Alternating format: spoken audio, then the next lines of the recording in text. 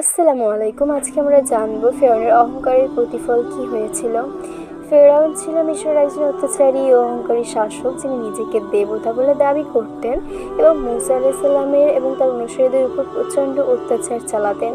কোরআন ও হাদিসে ফেরাউনের অহংকার ও তার পরিণতির বর্ণনা রয়েছে, যা আমাদের জন্য গুরুত্বপূর্ণ শিক্ষা বহন করে।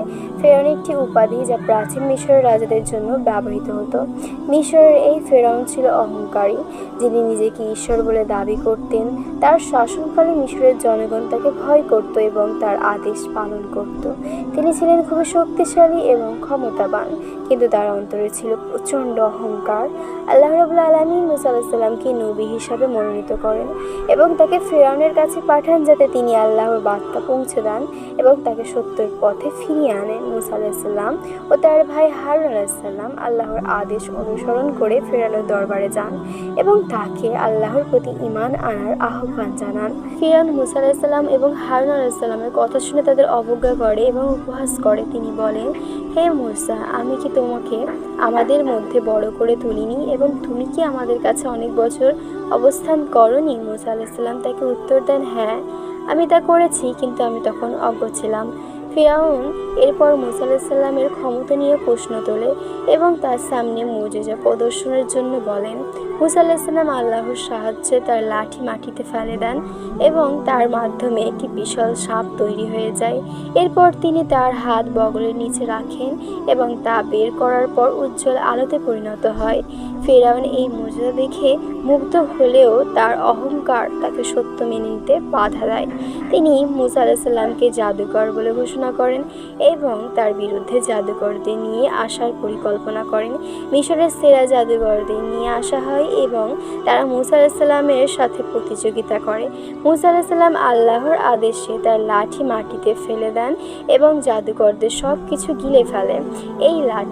এই দৃশ্য দেখে জাদুকররা আল্লাহর প্রতি ঈমান আনে এবং মূসা আলাইহিস সালামের সত্যতা স্বীকার করে। ফিরআউন মূসা আলাইহিস সালাম ও তার অনুসারীদের উপর অত্যাচার শুরু করে। তিনি বনী ইসরাঈলদের দাসত্বে রাখেন এবং তাদের উপর নানা ধরনের অত্যাচার চালান। আল্লাহ বিভিন্ন দুর্যোগ পাঠান, যেমন পঙ্গপাল, উকুন, ব্যাঙ ইত্যাদি, যা ফিরআউন ও তাদের জনগণের উপর আক্রমণ করে। কিন্তু প্রতিবারই ফিরআউন মুজিজা দেখে কিছু সময়ের জন্য মূসা আলাইহিস সালামের বিশ্বাস করে এবং প্রতিশ্রুতি দেয়, কিন্তু দুর্যোগ চলে গেলে আবার আগের মতোই অবাধ্য হয়ে যায়। শেষ পর্যন্ত আল্লাহ মূসা আলাইহিস সালামকে নির্দেশ দেন যে তিনি তার অনুসারীদের নিয়ে মিশর ত্যাগ করুন। মূসা আলাইহিস সালাম আল্লাহর নির্দেশ মেনে রাতে বনী ইসরাঈলদের নিয়ে মিশর থেকে বেরিয়ে যান।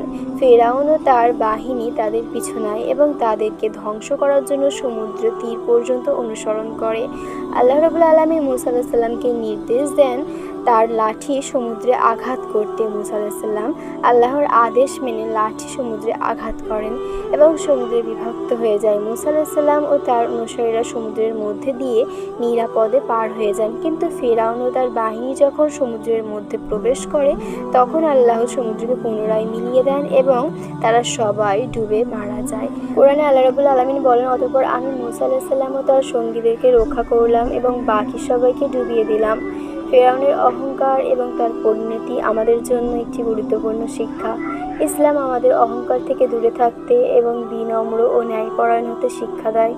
আল্লাহ অহংকারী ও অবাধ্য ব্যক্তিদের পছন্দ করেন না এবং তাদের কঠিন শাস্তি দেন।